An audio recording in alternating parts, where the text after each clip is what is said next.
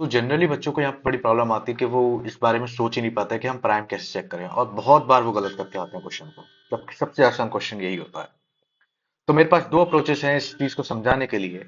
But before moving to the that those approaches, मैं आपको बताना चाहूंगा कि प्राइम नंबर्स ऐसे नंबर्स होते हैं जिनके या तो केवल दो फैक्टर हों, या फिर आप ये कह सकते हैं घुमा फिरा के इस बात को कि प्राइम नंबर्स ऐसे नंबर्स होते हैं जो या तो वन से डिवाइड हो जाते हैं या खुद से ही डिवाइड होते हैं।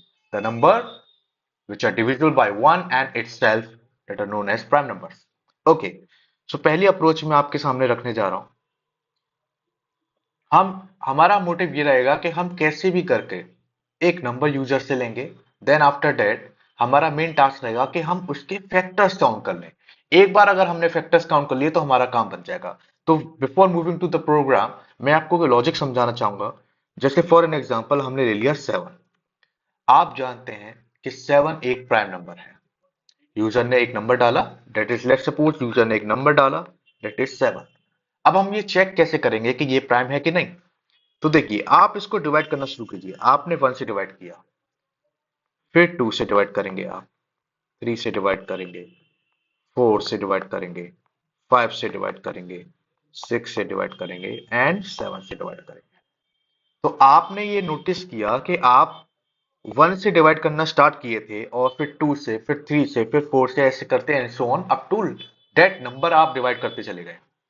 तो जब आपने डिवाइड करके चेक करा, तो हम ये चेक करेंगे क्या जब मेरा ये नंबर सेवन, क्या मेरा वन से डिवाइड हो जाएगा और रिमाइंडर जीरो देगा? तो ऑफ कोर्स इस पे डिवाइड हो रहा है। तो हम जैसे ही ये डिवाइड हो जाएगा, हम यहाँ पर एक काउंटर बना लेंगे ऊपर प्रोग्राम में, जो कि काउंट करेगा फैक्टर्स को। तो यहाँ पे सी की वैल्यू मेरी वन हो जाएगी। लेट्स सपोज मैंने एक काउंटर बना लिया था पहले। फिर हमारा नंबर टू, इस नंबर को टू से डिवाइड करके देखेंगे, क्या ये टू से डिवाइड हो रहा है फुली? फुली का मतलब होता है क्या ये रिमाइंडर जीरो दे रहा है? तो नो। क्या ये थ्री से डिवाइड हो रहा है? नो। क्या ये फोर से, एंड सो ऑन, जैसे हम आगे बढ़ते जाएंगे सिक्स से भी डिवाइड नहीं हुआ। तो एज पर द डेफिनेशन ये वन से और केवल इटसेल्फ से डिवाइड हुआ, यानी ये लास्ट में जाकर केवल सेवन से डिवाइड होगा, और काउंट की वैल्यू आपकी टू हो जाएगी। जैसे ही हमारा इतना प्रोसेस हुआ, हम क्या करेंगे, हम लूप से बाहर निकलते ही हम ये चेक करा लेंगे कि हमारा जो काउंटर है, क्या उसकी वैल्यू टू है। और जैसा कि मैंने पहले बोला था कि हम ये देखना चाह रहे हैं कि जब हम इस प्रोग्राम को बनाएंगे तो हमारा पूरा ध्यान इस तरफ रहेगा कि हम इसके फैक्टर्स काउंट कर लें और ये चेक करें कि वो टू है कि नहीं। तो आई थिंक आपको समझ में आ गया होगा। और मैं आपको यहाँ पे ये भी समझाऊंगा कि आप लूप कैसे डिसाइड करते हैं, कि इस केस में हमारा लूप कैसे रन करेगा, कैसे लूप स्टार्ट करें। तो आप देखिए, जब मैंने ये चीज स्टार्ट करी, वन से टू पे गया, टू से थ्री से डिवाइड किया, फिर फोर से डिवाइड किया, तो आप देख रहे हो कि ये वैल्यूज चेंज हो रही हैं, और कॉन्स्टेंटली चेंज हो रही है बाय अ फिक्स नंबर। तो जब भी एक ऐसी चीज जो कि कॉन्स्टेंटली फिक्स नंबर से इंक्रीज हो या डिक्रीज हो, आप समझ जाइए कि वही आपका लूप बनने वाला है। I hope it is clear. देखिए यहां पर इस केस में ये हमारा आई बन जाएगा जो कि वन है, और ऐसे करते करते ये कहां तक जाने वाला है आपका, अप टू नंबर तक। तो देखिए ये आपका लूप डिसाइड हो गया, क्योंकि ये सब सब कॉन्स्टेंटली इंक्रीज कर रहा है with a fixed number. One से टू पे जाने के लिए आपको वन की जरूरत पड़ी, एडिशन ऑफ वन। टू से थ्री पे गए तो एडिशन ऑफ वन, थ्री से फोर पे गए तो एडिशन ऑफ वन। तो आपने ये देखा कि सब जगह एडिशन ऑफ वन ही हो रहा है। तो ये कॉन्स्टेंटली चेंज हो रहा है, इसलिए हम लोग इसी को लूप बनाएंगे। ओके, आई होप आप इस चीज को समझ गए होंगे। अगर आपको थोड़ी सी डाउट होता है इस चीज में, तो आप रिवाइंड करके भी चेक कर सकते हैं। तो नाउ प्रोग्राम का लॉजिक हम लिखते हैं।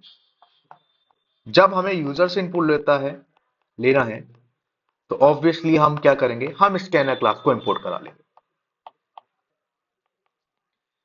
क्लास का नाम दे देते हैं। इस केस में मैं क्लास का नाम दे रहा हूं प्राइम। फिर हम लिखेंगे public static void and string AR। Then अब हमारा सबसे पहला टास्क रहेगा कि हम क्या करें, एक वेरिएबल बना ले, क्योंकि हमें नंबर यूजर से इनपुट लेना है। तो उसको स्टोर कराने के लिए एक वेरिएबल, और इंटीजर टाइप का बनेगा ऑब्वियसली। देन एक काउंटर भी तो चाहिए जो कि फैक्टर्स काउंट करेगा। तो एक सी नाम का एक वेरिएबल बनाया जिसकी वैल्यू दी थी स्टार्टिंग में zero, because this is a counter. जब भी डिवाइड होगा तब हम इसकी वैल्यू अपग्रेड करेंगे, इंक्रीमेंट करेंगे। ओके, तो scanner class, bye the help of scanner class we are able to take the values from the user. So scanner, the object of scanner class is sc here. So new, then scanner system dot in, और user के पास एक अच्छा सा message, तो हम यहाँ पे मैं यहाँ पे यूज करूंगा system dot out dot print L, system dot out dot print L, enter the number, क्योंकि इंस्ट्रक्शन भी तो जरूरी है। यूजर कैसे सॉफ्टवेयर से डील करता है, जब उसके सामने इंस्ट्रक्शन आते हैं उसके हिसाब से वो इनपुट डालता है। ओके, तो अभी हमने एक मैसेज डिस्प्ले करा दिया है। अब हमारा जो नेक्स्ट स्टेप है कि हम उस नंबर को यूजर से इनपुट ले लें। तो by the help of scanner class object sc dot next, and we are using the method next int because हमने इंटीजर डेटा टाइप लिया है। तो चलिए, यहां तक हमने अभी तक हमने इतना काम कर लिया कि हमने एक क्लास बनाई प्राइम नाम की, स्कैनर क्लास की हेल्प से एक नंबर बनाया था, एक वेरिएबल बनाया था नंबर, जिसको हमने यूजर से इनपुट ले लिया, और एक काउंटर वेरिएबल बना दिया सी नाम का।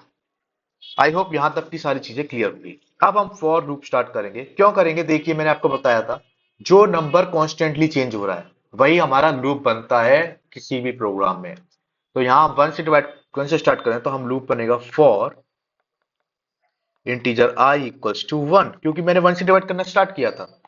आई is less than equals to वो नंबर, और I plus plus.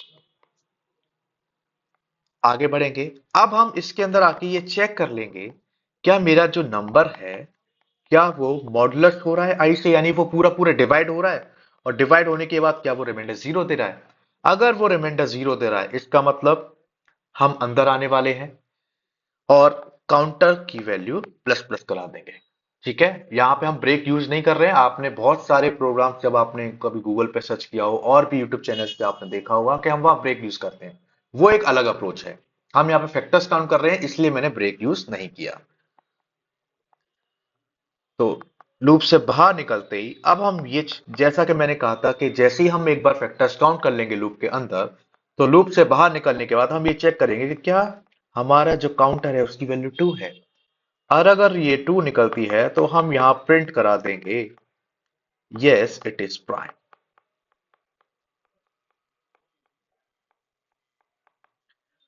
Otherwise else it is not prime.